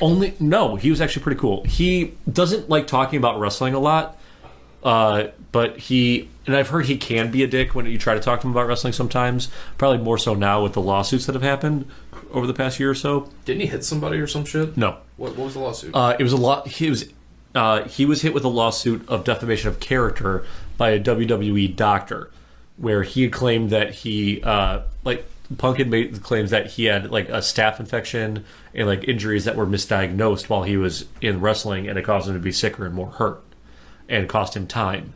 And he had made these comments in a podcast with Colt Cabana a couple years ago, and this doctor decided to file a multi-million-dollar defamation of character lawsuit against him. Oh shit! And this doctor the problem was this guy's argument was that his standing and ability, his standing and prestige was super diminished by this podcast, and so he was owed damages. During the fucking lawsuit, the guy said, "Yeah, everybody loves me. Nothing's wrong. My life's awesome." He literally screwed himself into the ground, and the case got completely dismissed. But then Punk's now got a lawsuit possibly against him from Colt Cabana, because supposedly he had agreed to help carry Colt Cabana's legal fees. All right. And then they showed an email exchange where Cabana's "What the fuck, dude? Why aren't you helping?" And Punk's "I've carried you too much. You're on your own." Wow. Kind of shit. So he's kind of being a dick right now. So he's not really well liked. But damn you, computer. No, but on the overall I mean if you take away that personal stuff though, but I was saying the pictures. Right. He had like one or two from like wrestling or like his UFC fights. The others, there was him, there's him doing the shoot the puck at during one of the intermissions at a Blackhawks game. There's like him throwing out a pitch at a Cubs game. Like he had Chicago sports shit. Like him being involved in Chicago sports shit, like were part of his things. Like yeah, but those are the right now is pictures from Chicago? Well, say those are the pictures that he wanted as like the thing to know about him. Right. But like how many wrestlers have come out of Chicago, do you know? Not a ton that have made it that big. Like Colt Cabana is also Chicago. Yeah, Colt Cabana used to host a pod or a radio show, and Punk was on a bunch of. A few of my friends were. Well, on no, too. It was one of those. Was the one that was all the information about that doctor that led to the lawsuit. I met him once at Comedy Sports. He was coming by, and I think Colt Cabana did a show there once, or it was something. It was something with those two doing something, and or he came by to do like the short improv games, and after you got to go up and meet him, and so I got a picture with him, and it was pretty nice. And like I guess I just didn't know that he doesn't like to talk about it. And but what else do you talk to him about? You could talk to him about you could talk to him about fighting, you could talk to him about wrestling, but he doesn't want to talk about WWE. We talked about his Vespa. Like I was just like, hey man. He just likes people treating him like a person. Right? No, I get that, but at the same time, you're not just a person. If you want people to treat you just like a person, don't pursue something. You know what I mean? Don't try to be. It's because people are going to come up and talk to you. That's the thing. There are people like in all aspects that have a part of their life that they're trying to move beyond, and that's a part of his life that he's trying to move beyond. And you got to think of he's already at a point where for years people have done nothing but talk about it to him. But I did, in all fairness, I did bring up wrestling to him, but I did not bring up WWE. I was wearing a fucking Braun Strowman shirt, so like obviously like he knew I was a wrestling fan, right? Like I having him sign a shirt that said "Bullet Punk." It was basically the Bullet Club like logo, but like with his like wrapped up, arms like crossed over on it, like with the Chicago flag thing. I'm like, and I gave it to him, and I was like, "Hey man, we could all dream, right?" And he's like, "Yeah." And I was like, and then he was kind of keeping quiet, and then at first, and then I just said, "It's like, for all the talk, because this is a lot of people are trying to make some noise about him coming into the indie scene to wrestle with Kenny Omega." And I was like, yeah, people, like, they're going to make all their noise about wanting to, like, they're making all their noise, and you hear all the time, obviously, about people wanting you to, like, come in and, like, have a match with Kenny Omega or with Cody Rhodes. Right. They actually did face each other back in the WWE together. I was like, people, like, want to do that, but, like, dude, like... There's also just a way to treat it, though. Well, no, you know what I mean? It was an intimate room, though. It's not like I went and saw him at a Comic-Con where he has to have a smile on his face. You know what I'm saying? I showed up to a room of 40 people there, and he wasn't just happy that these 40 people showed up.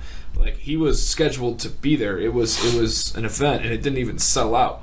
You know what I'm saying? Like, I could walk from here to the bathroom. There was a while when he was dealing with some major depression based on like his time in WWE. And that could have been it, too. You know what I mean? That could have been it, too. No, he was, because there was a period of like a year like when anything, like he was going out and doing stuff because he needed to make money, but he was never really happy doing it, and he never really wanted to talk about stuff. But everybody kept asking him only about this stuff. He would say, I don't want to talk about this, and the next thing out of somebody's mouth would be about that. When that's happening to you like every couple of days for like a year, when you don't want to talk about something, yeah, the guy's gonna be salty. Like that's something that's gonna happen. But that's why, like I said, like he was kind of like stone faced when I was saying that at first. But then I told him, and then coming back to where I mentioned my number one wrestler, like Marty Scurll, I told him, I was like, honestly, my dream match would be if you came back in like with the Bullet Club and had a match with Marty Scurll. And he paused, like he like kind of like stopped for a second, his head tilted, and he looked up. And he's like, "Really, Marty Scurll?" And I was like, "Yeah." Like I feel like if anything, besides the fact that you guys would be entertaining as hell, like the mic work that you guys would do with each other would be like beyond anything anybody's ever seen. And then he just left with kind of a chuckling. It's like, I don't know, man. It's been a while since I've had to work a mic like that. Like, I don't know how it would go. It was kind of like that. And just kind of left it like that. I brought up something that was not his past, but was still part of what his passion was. And and he was fine. And the guy before me, they were just talking about the Blackhawks. Like that was honestly, the guy mostly, I think he just wants to talk about Chicago sports with people. because people don't do that with him. Like all they like I said, all they want to do is talk about his wrestling past or his failed UFC fights, or now like his situation with the Doctor from WWE or his current feud with Colt Cabana.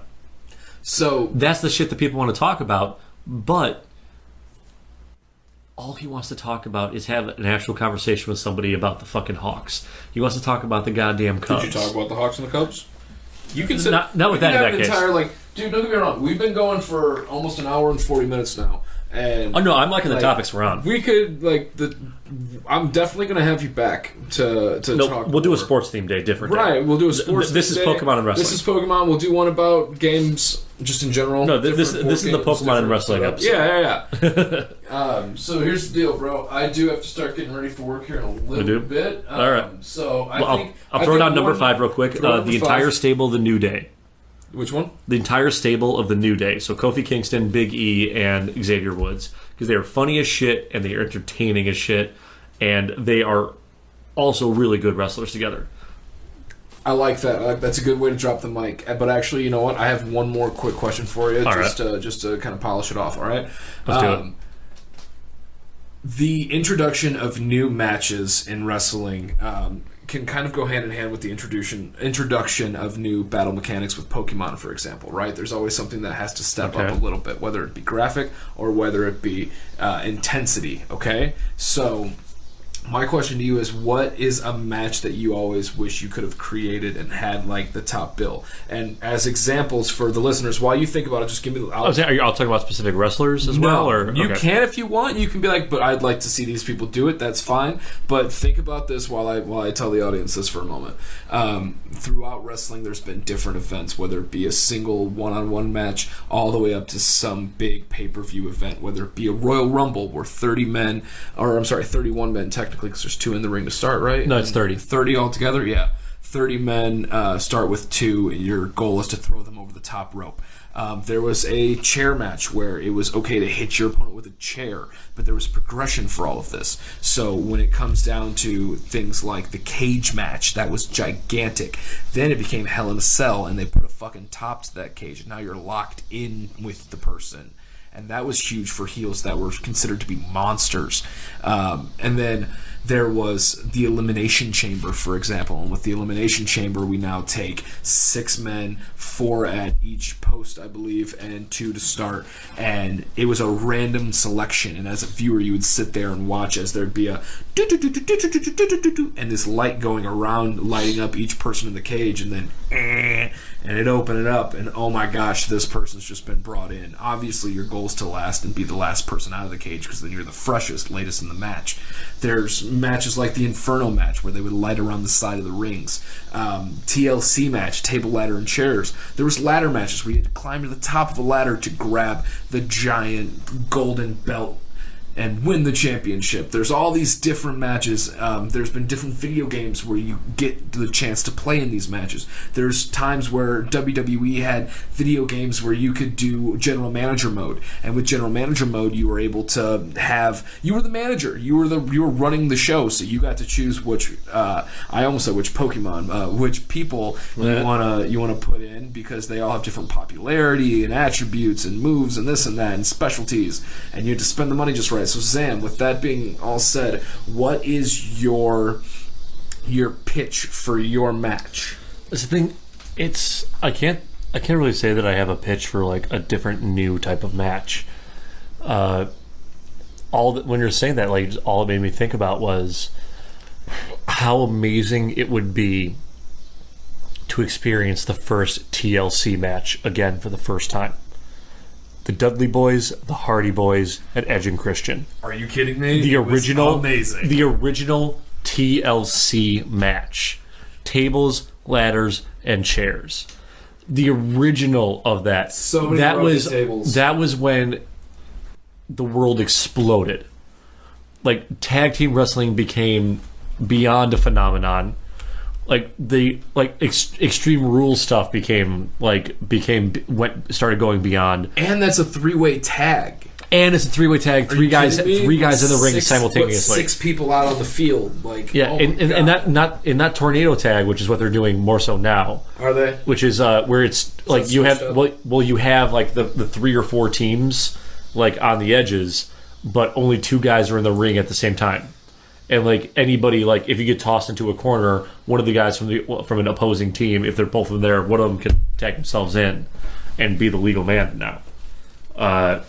That's lame. I want 3 or 4 guys in at the same time. Like, fuck, I want a tag match where there's 6 tag teams and 6 guys in at the same time. Fuck, 8, 2 teams on each corner, like stuff like that. Like they need to get back into that, but they're not as high on the tag team division right now in WWE.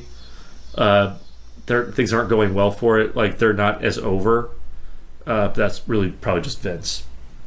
But I'd say like no, when it comes to like dream matching or like putting something together, it's not that I have like I said, not that I have one that I would create. I would just want to be able to be the first time ever experiencing the original TLC again. Like, I mean, all 3 of those teams at their heyday, like in their prime peak physical condition. Like both the Hardys are in their 20s and like flying around like through the air off of ladders. Like Edge and Christian, like probably at the top of their strength before they became singles stars, when they were just hilarious and you loved them. Like the Dudley Boys, when they didn't talk, they literally just showed up and put people through tables. 3Ds everywhere. Like that. Getting to experience that for the first time again would be, that's the dream for me. I love that. That'd be awesome, man. My match that I've always thought would be great, but I think people would die, so we probably couldn't do it. I'm not gonna lie. Is mystery box around the ring? Okay. Very easy material to like throw someone through, and it's just weird mystery. Like you can suplex somebody off the top rope like out onto the floor and you'll break through. Superplex. And yeah, you don't know what the fuck you're about to fall into. Yeah, that would. I know it sounds weird, but that's but some of them are stupid shit. Yeah. Some of them are stupid shit. It's goofy for the kids. Like they just fell into a giant pit of spaghetti. It's like, how did that happen? You know what I mean? But there's also times where it's like, he just fell into the pit of heroin needles. It happened. Okay, well that's a little different. I'm just fucking with you. No, all right, guys. Let's say like original to wrap that up in fully. Like right. It's an anniversary of the Hell in a Cell match where Mankind got thrown off the top of the cage, and then later choke slammed onto a bed of nails. This year's the anniversary of it, which he is rummaging through something. He's looking for a photo. He got a starry-eyed look in his face. Yep, and guess what? It's around here somewhere. I still have yet to put the pod room together, but I have a autographed picture of Mankind with his teeth popping out of his lip and his nose. Oh, yeah. They were just picturing that. Mankind also just got announced to be the special guest referee for the Braun Strowman Roman Reigns title match at Hell in a Cell. Is it going to be like hardcore rules? Dude, it's Hell in a Cell. It's going to be awesome. Hell in a Cell is no DQ. That's how it's always been. Hell in a Cell is no DQ. I mean, you can't really bring in foreign objects, but it's it's the only way to win is by pinfall or submission. No shit. And that Mankind was officially announced as the special guest referee just this past Monday. Huh. And that's this coming Sunday. No shit. Yeah. And for those of you who, if this goes up before then, it comes out Friday. Yep. So Friday, if you download the WWE app, they give you a free first month of access to all their shit that's on it, and which includes the broadcast of pay-per-views. So that Hell in the Cell pay-per-view would be free in that first month. I mean, cancel before the month's over, but also every single pay-per-view from WWE, the old school WWF, WCW, and ECW, every pay-per-view is available through that app streaming. They've got some really fun shows. Well, you already pay for the network, right? Oh, I pay for it. Dude, you know what we should do sometime? We should meet back up and we should watch some classic matches and we'll do commentary for it. Yeah. And we'll just make it an episode. We'll put it on the We'll each pick a match. Yeah. Like match for that third from history, and then we'll look it up and we'll queue it up. Yeah. We'll pause obviously for queuing because you got to fast forward some shit. Yeah, but I mean, we probably wouldn't have to pause too much because I'm sure we'll talk in depth about it. I think I already know which match I would pull up to. Yeah? All right, well, hold on to it, man. Yeah. We'll meet up in the next week or so, and we'll try getting something going, all right? Yeah. Guys, we are now about 13 minutes away from the 2-hour mark, and I don't know how much Facebook lets me put up, so I think we're going to cut it here real quick, guys. We got no more beer to drink, but we got plenty of whiskey on the side, so, y'all, we're going to get out of here. Zam GodDamn, thank you so much, my friend. Youngblood. Love you, dude. Love you too, bud. Thanks for coming out. Thanks for being a part of it. No problem. Hey, I always talk about Pokemon and wrestling. Yeah, why not? Why not? That's all it takes, man. And hopefully next time we do an episode, we'll have a winning Bears record to talk about. Hopefully. What'd you think of the first game, man? Dude. But I'm going to say Mac came out strong. Dude. Mac came out strong. The Mac attack. Dude, I can't Put him wait. on his ass. No, when Mac and Roquan Smith are both cleared to be 3-down linebackers, that's when that defense is a wrecking ball. Yeah. Neither of them were conditioned enough where they were cleared for full games. They were limited, and that was a part of why that comeback happened. Also, Aaron Rodgers came back angry and focused. An angry and focused, possibly best quarterback in history of the league. It doesn't matter who you are on defense, you don't stand a chance. That's true. That's true. He was taking 2-step drops and unloading the ball. It was like snap, up, toss. That ball was out before the defense had time to react. We did not stand a chance in that fourth quarter because he was pissed off. I do not like playing a pissed off Aaron Rodgers. Yeah, we'll see how the season unfolds, man. Yeah. All right, man. All right. Guys, enjoy. Be kind as always. Be good to each other. All right. See you next time, guys. Later. Thanks, man. That was fucking great. Yeah, dude.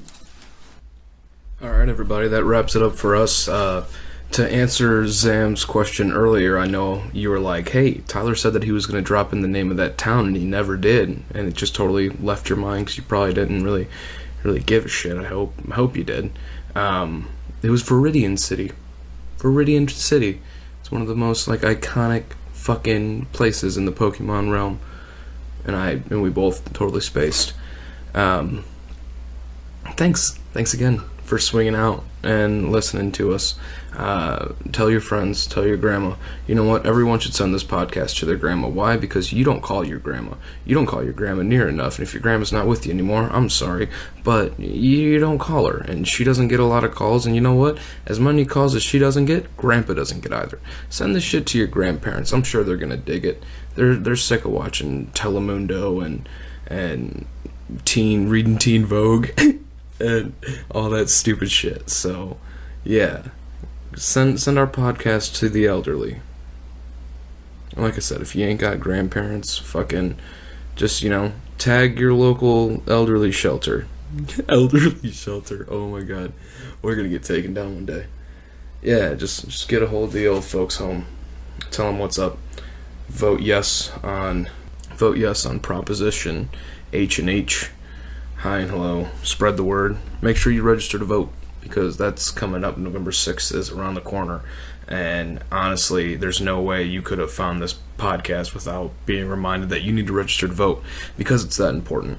So get that done, and we'll get back to you. All right. Love you, everybody. Be good. Peace.